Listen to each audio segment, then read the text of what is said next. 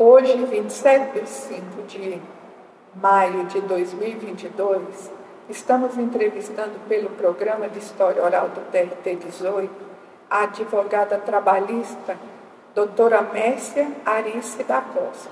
Bom dia, doutora Bom Mércia. dia, tudo bom, né? Tudo bem, você? Tudo bem, graças a Deus. Doutora Mércia, em que data e local você nasceu? Poderia falar um pouco da sua origem? Bom, eu nasci em Manaus, né? Em 13 de novembro de 1947. Minha mãe teve 7 filhos, 6 mulheres e um homem. Ficou viúva aos 36 anos. Eu era mais velha, tinha 10 anos, né? Então, a luta ali foi grande, né? Porque minha mãe, para criar 7 filhos, lá não tinha, assim, tantas condições, né? No começo. Assim, era tudo muito escasso, emprego e tudo, né? Ela chegou a ser cobradora de ônibus, né? Depois ela escreveu uma carta para o Juscelino Kubitschek, pedindo um emprego. Aí ele arrumou no Departamento de Estradas e Rodadas. Aí quando eu completei 18 anos, eu fui contratada lá também como telefonista, né?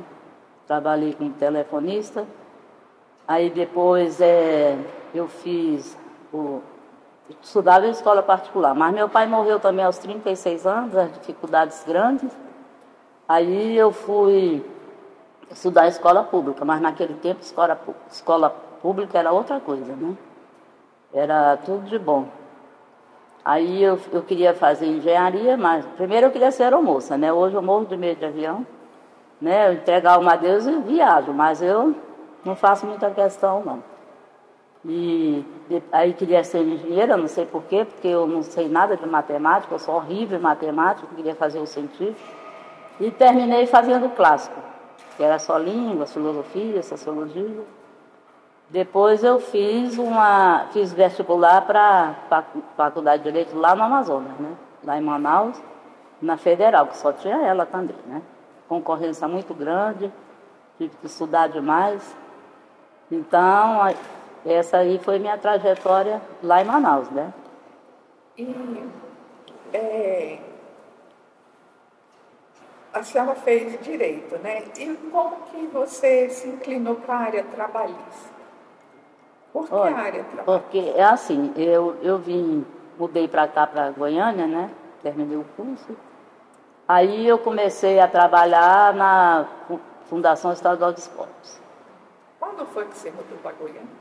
Mudei em 73, né? Casei e vim. Aí eu fui trabalhar na Fundação Estadual de Esportes. Antes eu trabalhei na Ezefego, eu era boa de datilografia e eu fazia as provas dos professores, aí todo mundo queria que eu fizesse datilografasse as provas deles, né? Depois fui trabalhar na Fundação Estadual de Esportes. Trabalhei também na Federação de Futebol, como secretária lá. Aí fui contratada na Fundação. Aí fui à disposição do Goiás Rural na época, né? E lá então, eu fui trabalhar na assessoria jurídica. Foi quando apareceu a primeira ação, uma justa causa, e era lá na Praça Cívica, a junta, né? Era o doutor Erasto, que era o juiz. Né? Funcionava ali, ou era no TRE ou era no prédio Marieta Teles? Qual deles? Menina, não era prédio, não. Só uma porta, né? Ali ao lado do palácio. Sim. Né? Era uma porta, uma escada, a gente subia, e logo tinha um balcão, o Cirilo atendia no balcão, né? E tinha a sala de audiência, era só isso. Era cheio de pombo lá, de descer aqueles pombos lá, o povo dando comida. Foi ali que eu comecei, né? Doutora Mércia, o que levou você a vir para Goiânia? Como era Goiânia quando você se mudou para cá? Olha, eu vim para Goiânia, eu tinha um namorado que eu estava morando com ele uns 6 anos, aí terminei, aí ele veio para cá. Né? Veio para cá, mas aí depois voltamos, aí eu casei e vim. Casei até por correspondência. Ele aqui e eu lá, né? Aí eu vim para cá por causa desse casamento, né? E Goiânia era uma cidade assim muito simples, né? Muito pacata. O povo se reunia ali na Tocantins, a juventude, né? Bater papo, paquerar. Depois passou ali para Tamandaré, né? povo ficava lá, era passeando, andando no carro. Então, era muito, muito simples mesmo, né? Como se deu o seu interesse pelo direito? Você decidiu falar, vou fazer direito. O que levou? Não, o que me levou a fazer direito foi por falta de opção, porque eu ia fazer engenharia, mas não sabia nada de matemática, como é que faz engenharia, né? Aí eu trabalhava no departamento de estrada de rodagem lá no Amazonas, como telefonista, e lá só tinha de manhã, o curso era pela manhã. Aí eu peguei e fui fazer o clássico, era só língua dessas coisas, aí lá me encaminhei para o direito. Sabe, foi assim, eu não tive assim aquele ideal não, sabe? E aí você trabalhando aqui em Goiânia, surgiu a primeira ação trabalhista? Foi e lá a partir de então no você... Goiás Rural, aí depois voltei para a fundação, né? Aí foi o tempo que o ex-governador Ari Valadão, ele deu uma estabilidade para os servidores, né? Eram empregados, né? E era todo mundo seletista. E aí ele deu essa estabilidade num palanque, né? E o outro governador que entrou, demitiu todo mundo. Aí foi todo mundo para a justiça, né? E eu trabalhava na assessoria jurídica de lá e fui fazer defesa, até que foi uma defesa bem aceita e boa. Falei que foi eleitoreiro, juntei até o jornal dele dando a estabilidade. E aí o doutor Saulo foi que deu a sentença. E aí acatou a tese. Aí daí lá eu fiquei nessa área mesmo, trabalhista. Cheguei a fazer algumas ações, que aí eu abri meu escritório na área de família, mas não era meu forte. Porque o povo ia para separar, eu não deixava separar. Sabe? Não vai separar não. Teve até um caso que eu nem posso contar aqui, né? Mas, então eu desisti da área de família e fiquei mesmo na trabalhista. Você começou aqui atuando na área trabalhista. A princípio o TRT era ligado à terceira região. Terceira região. Como que era naquela época? Vocês enfrentavam dificuldades? Muitas, porque era um sofrimento, né? Tudo muito difícil, tinha que mandar tudo pelo correio. Depois podia mandar por fax, mas tinha que depois mandar pelo correio. Então, foi muito difícil, né?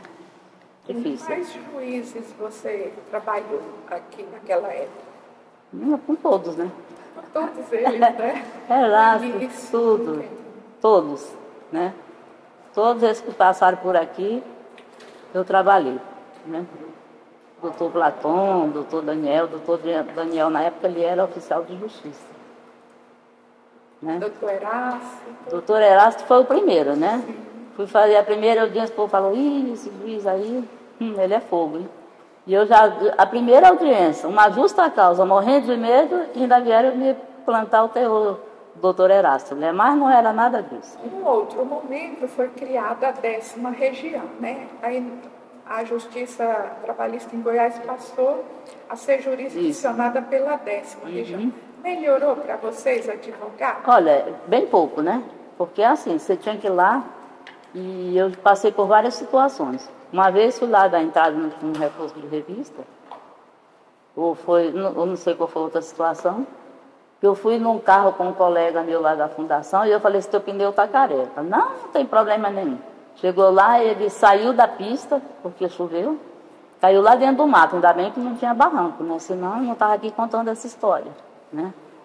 Aí caiu dentro do mato. Uma outra vez eu fazia defesa para uma empresa muito grande aqui, aí eu fui lá, ia fazer as audiências lá, e quando eu vim, o motorista passou em cima de um macaco de caminhão, arrebentou o carro inteiro. Aí daí para frente eu digo, de carro eu não vou mais, tem que ser de avião agora, né? Então as dificuldades foram grandes, mas menos, né? Porque lá também tinha que mandar recurso, às vezes a gente ia direto lá. Doutora Mércia, alguns entrevistados lá do início da terceira região, eles disseram que naquela época faltava até papel faltava carbono, Faltava faltava material básico de escritório, que muitas vezes era suprido por advogados ou sindicatos. Era. A senhora chegou a contribuir? Olha, eu não cheguei a contribuir, mas incentivava os outros, porque eu estava praticamente começando, né? Os outros já tinha gente mais antiga, tinha já o pé de meia feito, então ajudava, né? E a grande coisa é o seguinte, o sindicato ajudava, todo mundo ajudava, mas não tinha aquele interesse de levar vantagem. Era só para ver mesmo a máquina funcionar. Isso era a grande vantagem, que era uma grande família, mas sem misturar as coisas, sabe? E como que eram as instalações das juntas naquela época? Era muito simples, né? Era lá onde a gente aguardava a audiência, era um banco de madeira, a gente ficava lá. Aí tinha a mesa, aquelas cadeiras, tinha os juízes classistas, né? Então era desse jeito, era bem precário, né? Naquela época, você achava importante a presença dos classistas? Alguns ajudavam, né? Agora outros não, até que atrapalhavam, né? Mas era importante sim, porque às vezes eles começavam a negociação antes da audiência. A gente ficava aguardando, eles iam lá, conversavam. Às vezes eles já entravam com o acordo pronto, sabe? Pronto, porque as audiências eram mais demoradas, porque máquina de escrever, né? Então eles ajudavam sim. Doutora Messi, a senhora lembra da criação do TRT-18? Quem foram os personagens principais? Olha, a ministra Adelaide foi muito importante, né? Ela vivia em Brasília, o ex-deputado Aldo Arantes, né? João Natal também ajudou muito. E muitos advogados que saíram daqui em caravana para ir lá lutar por isso. Vocês viram falar na criação daquela comissão pró-TRT? Tinha essa comissão mesmo. O doutor Enio, né? Tinha mesmo essa comissão de juízes, né? E a Dora também, muito importante, né? A doutora Dora era uma juíza assim que eu admirava muito, admiro até hoje, né? Ela, a sentença dela assim, você não tinha nem recurso, sabe? Ela era muito justa. E aí, como que os advogados receberam a criação e a instalação do nosso tribunal? Foi bom para vocês? Foi demais, foi um alívio, né? Você saber que você não tinha que passar por aquela saga toda aí, voltar a levar, e olha o prazo, e manda pelo correio, manda... Não, foi muito boa a criação, viu? Foi um alívio, na realidade. Que experiência marcou a sua memória aqui no início da sua carreira como advogada trabalhista? Olha, muitas coisas. Aquelas dificuldades, né? Vem máquina de escrever, também aquilo ali era terrível, né? Então, essas dificuldades, né? Aí depois vem o computador, né? Depois vem o PJE, que a gente tinha que fazer curso. Né? A Constituição de 88 que mudou, e acrescentou um terço de férias, a gente tinha que estudar aquilo, né? Eu lembrei a doutora Marilda fazendo curso para aprender a calcular um terço de férias, né? Pois é. Mas o tribunal é assim, foi evoluindo e os advogados juntos eles, tanto né? é que eu estou aqui até hoje, né? Preparando todo mundo, né? Dando a possibilidade de crescer junto com o tribunal. Junto com o tribunal. Hoje a senhora vendo o tribunal, como essa estrutura toda, você esperava que chegasse a... Não esperava, viu? A gente se contentava com bem pouco, né? Aquelas cadeiras lá, esperando o tempo todo, tendo aquele sacrifício para mandar recurso. Eu não esperava, né? E vocês, advogados, estão felizes com o que o tribunal se tornou hoje? Demais, né? Não tem nem do que reclamar. Não tem. Ele deu a possibilidade de vocês crescerem muito juntos. Muito, tudo bem mais rápido, né? Então, a possibilidade grande mesmo. Aí, doutora Messi, chegou a modernidade no tribunal, vê toda essa estrutura, os equipamentos novos, e aí vem o teletrabalho. E você se adaptou bem ao teletrabalho? Nossa, eu costumo falar, Outro dia um juiz me perguntou assim, o que a senhora está achando disso tudo, dessas audiências por videoconferência? Eu digo, olha, audiência por videoconferência é melhor que uma declaração de amor. Não tem coisa melhor. Você se adaptou bem? Muito. Está fazendo direitinho? Eu me adaptei demais, sabe? Eu costumo falar até que eu sou quase um rato. Outro dia a menina, não, veja se alguém me ajuda aí a sair da audiência. Eu digo, minha filha, eu sou quase um rato. Fica tranquila que eu vou sair agora. Sabe? Então, me adaptei bem e eu nem quero voltar a presencial. A não ser um caso ou outro, eu já fiz 2, mas é muito bom. Aqui, outro dia eu vi uma testemunha lá em Manaus. Aí você faz audiência de Tocantins, faz audiência em todo canto, não precisa você sair, arriscar um acidente, arriscar certas coisas que acontecem em audiência, né, com a outra parte. Uma colega nossa estava em audiência e o empregador, com muita raiva, tirou a dentadura dele e jogou nela. Foi. Tirou e caiu no chão, quebrou, ela ainda juntou, ainda reduziu R$500 na bolsa. Então evita tudo isso, né? Videoconferência você está lá, então não tem nem jeito de brigar, né? Então foi uma coisa muito boa. E a clientela, doutora Messi, continua procurando os advogados? Continua. Houve uma queda? Não, você continua. Teve essa experiência de... Não, continua, né? Então, eu não atendo ninguém presencial porque eu acho hoje desnecessário, né? Eu tenho uma cliente minha que ela é muito mais nova do que eu. Ah, mas eu queria ir levar uns papéis, conversar com a senhora. Eu digo, não, vou fazer uma chamada de vídeo, você vai conversar daí o que você quiser, e você me manda os papéis, me manda por e-mail, ou aqui no WhatsApp mesmo, escaneia e manda, não precisa vir aqui, né?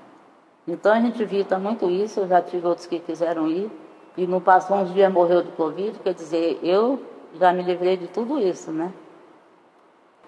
Então, que hábitos ou atitudes pode colocar a produtividade em risco em se tratando de teletrabalho, trabalho remoto? Como permitir que isso não aconteça? Quando há família, filhos pequenos, empregada, enfim, uma casa movimentada. Isso aí você tem que conscientizar a pessoa, né? Eu antes de fazer audiência, falo, olha, eu vou entrar numa audiência, eu não quero barulho, eu não quero nada. Aí eu me isolo e faço minha audiência. Mas a gente tem visto aí muitos casos, né, que acontecem umas coisas assim inusitadas, né? Na hora de uma audiência, alguém passa por trás, às vezes até entraves íntimos, né? Então tem tudo isso, né? Mas você tem que conscientizar quem está em casa, que tem que respeitar aquela hora. Doutora Mercê, quantos anos mesmo a senhora tem de sala de audiência? Olha, mais de 40, né? Mais de 40 anos. Mais de 40 anos. Poderia compartilhar conosco quais os fatos assim que marcaram a sua carreira? Pode ser engraçado, pode ser Pode sério. ser? Pode. Conta aí pra gente. Tem muitos casos engraçados, né? Muitos casos. Teve um caso aí que a testemunha sabia tudo da vida do reclamante. Tudo. Quando o juiz perguntou, que dia que essa mulher faz aniversário, ele falou, olha, doutor, o senhor vai me desculpar, mas eu já estou no 5º casamento. Eu estou com essa mulher faz uns 4 meses, ainda não tive essa intimidade de perguntar a idade, o dia do aniversário dela, né? E muitas outras coisas, gente, com atestado falso, né?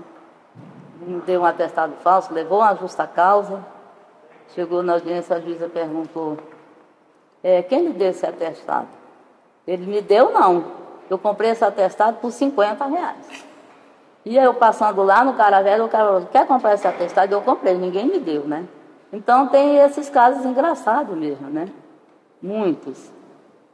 Tem mais alguns, você recorda? Tem muitos, né? Tem um que era um motorista, ele bebeu e passou no bafômetro e aí acusou que ele tinha bebido, né? Aí ele levou uma justa causa e veio para cá. Chegou na hora da audiência, foi tomado o depoimento dele, mas o senhor bebeu? Ele disse, não bebi. Estava almoçando com meu colega, ele estava com um copo de pinga, ele bateu a mão, caiu dentro do meu prato. E como eu não tinha dinheiro para comprar outra comida, eu tive que... eu não bebi, né? Eu comi. Então eu tive que comer aquela comida, eu comi com cachaça, mas eu mesmo não bebi, né? E tem muitos outros casos, né? Eu estou até Eu tenho até um livro para publicar, que todo mundo me cobra esse livro, desses causos, né? Porque essas coisas engraçadas eu sempre publico no Instagram. Que palavras você deixaria a um advogado que está iniciando a carreira na área de trabalho? Olha, primeiro caso, honestidade, né? Primeiro caso, honestidade. Se seu cliente não tem razão, você faz um acordo, né? Porque você vai dar um prejuízo muito maior. Não adianta você achar que é Deus que vai fazer milagre, porque não faz, né? Então, em primeiro lugar, a honestidade, procurar sempre que possível fazer um acordo, que é muito melhor, né? Os meus processos, quase todos, eu faço acordo. Agora, essa outra parte eu não quero, tudo bem, então vamos levar em frente, né? Mas esse é o conselho que eu dou. Em primeiro lugar, a honestidade. Não vim com mentira, porque mentira tem perna curta, né? E que mensagem você gostaria de deixar para aqueles que futuramente abrir o YouTube lá e deparar com sua mensagem, com sua entrevista? Me desculpar, né, se eu falei demais, né?